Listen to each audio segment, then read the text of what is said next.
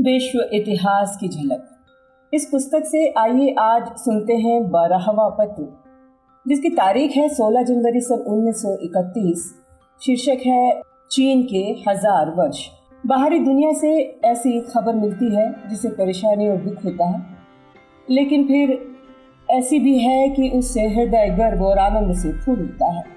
हम लोगों ने शोलापुर वालों की किस्मत का फैसला सुन लिया है। इस खेदजनक समाचार के फैलने से देश भर में जो हलचल हुई है उसका थोड़ा बहुत हाल हमें मालूम पड़ता है। हमारे नौजवान अपनी जानों पर खेल रहे हैं। हजारों पुरुष और स्त्रियां निर्दय लाठी का मुकाबला कर रहे हैं। मेरे लिए यहाँ चुपचाप बैठे रहना मुश्किल हो गया है। आइए हम आपको बताते चलते हैं कि शोलापुर में क्या हुआ था। 1931 में शोलापुर में 4 स्वतंत्रता सेनानियों को फांसी दी गई थी, जिन्होंने ब्रिटिश सरकार के मार्शल लॉ का विरोध किया था।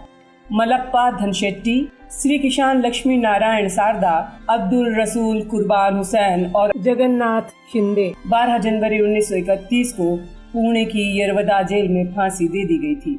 1930 में भारत में स्वतंत्रता आंदोलन को दबाने के लिए शोलापुर में ब्रिटिश सरकार ने मार्शल लॉ लागू किया था और देखते ही गोली मारने का आदेश दिया था। इस दमनकारी आदेश के विरोध में शोलापुर में प्रदर्शन हुए थे। इन विरोध प्रदर्शनों में भाग लेने वाले मलप्पा धनशेट्टी और उनके साथियों को गिरफ्तार कर लिया गया। चारों स्वतंत्रता सेनानियों को मृत्यु दंड की सजा दी गई, जिसके खिलाफ कई अपीलें की गई थी। बावजूद इन अपीलों के उन सभी को 12 जनवरी 1931 को फांसी दे दी गई। इन स्वतंत्रता सेनानियों की याद में शोलापुर में उनकी मूर्तियां स्थापित की गई हैं। जब दिमाग इस तरह के ताज़ा समाचारों से भरा हो तो दूसरी बातों का ख्याल करना मुश्किल हो जाता है, लेकिन यदि कोई ठोस काम करना है तो मन को काबू में रखना पड़ता है। आओ हम प्राचीन इतिहास में चीन की चर्चा करते हैं। चीन में और पूर्वी एशिया के जापान, कोरिया, हिंद, चीन, श्यामा, बर्मा आदि देशों में आर्य जाति से हमें काम नहीं पड़ेगा। यहाँ तो उसके बजाय मंगोली नस्लों का परिचय करना है। 5000 या इससे कुछ ज्यादा वर्ष गुजरे होंगे जब पश्चिम से चीन पर एक हमला हुआ था। हमला करने वाली ये जातियां भी मध्य एशिया से आई थी और अपनी सभ्यता में ये अच्छी खासी तरह आगे बढ़ी हुई थी। ये लोग खेती करना जानते थे और भेड़ बकरियों के बड़े बड़े रेवड़ और मवेशियों के बड़े बड़े झुंड पाला करते थे। ये लोग अच्छे मकान बनाना जानते थे और इनका समाज बहुत विकसित था। ये लोग व्याडहू नदी के पास, जिसे पीली नदी भी कहते हैं, बस गए और इन्होंने यहाँ अपने राज्य का संगठन किया। सैकड़ों सालों तक ये सारे चीन में फैलते रहे और अपने कला कौशल और कारीगरी की उन्नति करते रहे। चीनी लोग ज्यादातर किसान थे। 600 या 700 वर्ष बाद, यानी अब से 4000 साल से पहले, याओ नाम का एक व्यक्ति हुआ जिसने अपने आप को सम्राट कहना शुरू कर दिया। लेकिन उस उपाधि के बावजूद उसकी स्थिति अधिकतर कुलपति जैसी ही रही। मिस्र या इराक के सम्राटों जैसी नहीं थी। चीनी लोग किसानों की तरह ही रहते थे। वहाँ कोई खास केंद्रीय सरकार नहीं बन पाई।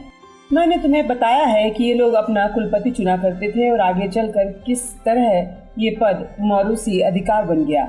चीन में हमें इसकी शुरुआत होती हुई दिखती है। याओ का उत्तराधिकारी उसका पुत्र नहीं था, बल्कि उसने एक दूसरे व्यक्ति को नामजद किया था जो उस समय देश में सबसे ज्यादा योग्य समझा गया था। लेकिन जल्दी ही यह पद मौरूसी हो गया और कहा जाता है कि 400 वर्ष से ज्यादा तक हिस्या नामक राजवंश ने चीन पर हुकूमत की। हिस्या वंश का आखिरी राजा बहुत जालिम था। नतीजा ये हुआ कि एक क्रांति हुई जिसने उसे उखाड़ फेंका। इसके बाद शेंड्या चिंड नामक दूसरे राजवंशों के हाथ में सत्ता आई और ये करीब 650 सालों तक चलती रही। एक छोटे से पैरे में 2 या 3 वाक्यों में मैंने चीन का 1000 से ज्यादा समय का इतिहास खत्म कर दिया है। क्या ये ताज्जुब की बात नहीं है कि इतिहास के इतने विस्तारों को कोई इस तरह से निपटा दे? लेकिन तुम्हें ये समझ लेना चाहिए कि मेरे इस छोटे से पैरे की वजह से इन 1000 या 1100 वर्षों की लंबाई कम नहीं होती है। हम दिनों, महीनों और सालों के ख्याल के आदी हो गए हैं। तुम्हारे लिए तो 100 साल की कल्पना भी स्पष्ट रूप से कर पाना मुश्किल है। तुम तो अभी 13 वर्ष की हो। इतिहास के 1000 वर्षों की कल्पना किस तरह कर सकती हो? ये बहुत लंबा जमाना है। एक पीढ़ी के बाद दूसरी आती है और चली जाती है। कस्बे बढ़कर बड़े शहर हो जाते हैं और उजड़ कर मिट्टी में मिल जाते हैं। इतिहास के पिछले 1000 वर्षों का ख्याल करो, तब तुम्हें इस तरह का कुछ बोध हो सकेगा। पिछले 1000 वर्षों में इस दुनिया में कितने आश्चर्यजनक परिवर्तन हो गए हैं। चीन का इतिहास, उसकी प्राचीन संस्कृति की लंबी परंपरा और उसके एक एक राजवंश जो 500 से लेकर 800 वर्षों तक राज करते रहे, कितनी अद्भुत चीजें हैं। इन 1100 सालों में चीन ने धीमी उन्नति और विकास किए थे, जिन्हें मैंने एक पैरे में निपटा दिया है। धीरे धीरे कुलपति की प्रथा टूटती चली गई और उनकी जगह केंद्रीय सरकार स्थापित हो गई। एक सुसंगठित राज्य सामने आ गया। चीनी लिपि हमारी नागरी या अंग्रेजी या फ्रांसीसी लिपि से बहुत भिन्न है। इस लिपि में अक्षर नहीं है, यह संकेतों और चित्रों द्वारा लिखी जाती है। शैंग राजवंश को 640 वर्ष शासन करने के बाद एक क्रांति ने उखाड़ फेंका और चाओ नाम का एक नया राजवंश सत्ता में आ गया। इस राजवंश ने शेंगों से ज्यादा दिनों तक राज सत्ता भोगी। ये 837 वर्ष तक बना रहा। चाओ वंश के जमाने में ही चीन का राज्य अच्छी तरह से संगठित हुआ और इसी जमाने में चीन के दो महान दार्शनिक कन्फ्यूशियस और लाओ त्से तुंग पैदा हुए। इनकी चर्चा हम आगे करेंगे। जब शैंग राजवंश विस्थापित हो गया, तब इसके कित्से नामक एक उच्च अधिकारी ने चाओ लोगों की नौकरी करने की बजाय देश को छोड़कर जाना ठीक समझा। उसने अपने 5000 अनुयायियों को लिया और चीन से बाहर कोरिया को कूच कर लिया। उसने इस देश का नाम चोसन यानी सुबह की शांति का देश रखा। कोरिया या चोसन चीन के पूर्व में है, इसलिए कित्से पूर्व दिशा में उगते हुए सूर्य की ओर चला गया। शायद उसने ये समझा हो कि वो पूर्व दिशा के अंतिम छोर वाले देश में पहुंच गया है। ईसा से 1100 साल पहले ही इस कित्से के साथ कोरिया का इतिहास शुरू होता है। कित्से के साथ ही इस नए देश में चीनी कला कौशल, मकान बनाने की कला, कृषि और रेशम की कारीगरी आई। कित्से के पीछे पीछे और भी बहुत से चीनी प्रवासी वहां आ गए। कित्से के वंशजों ने चोसन पर 900 से ज्यादा सालों तक राज किया, लेकिन चोसन पूर्व दिशा का सबसे आखिरी देश नहीं था। उसके पूर्व में, जैसा कि हम जानते हैं, जापान है।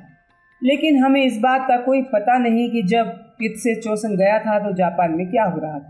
जापान का इतिहास इतना पुराना नहीं है जितना चीन का या कोरिया यानी चोसन का। जापानी लोगों का कहना है कि उनके पहले सम्राट का नाम जिमोतिन्नु था और उसने ईसा से 600-700 वर्ष पहले राज किया था। इन लोगों को ये विश्वास है कि वो सूर्य देवी से उत्पन्न हुआ था, क्योंकि सूर्य जापान में देवी माना जाता है। जापान के मौजूदा सम्राट जिम्मोतिन्नु के असली वंशज माने जाते हैं, इसलिए बहुत से जापानी इन्हें सूर्यवंशी मानते हैं। तुम जानते हो, हमारे देश में भी राजपूत लोग इसी तरह से सूर्य और चंद्रमा से अपना नाता जोड़ते हैं। उनके सूर्यवंशी और चंद्रवंशी 2 राजघराने प्रसिद्ध हैं।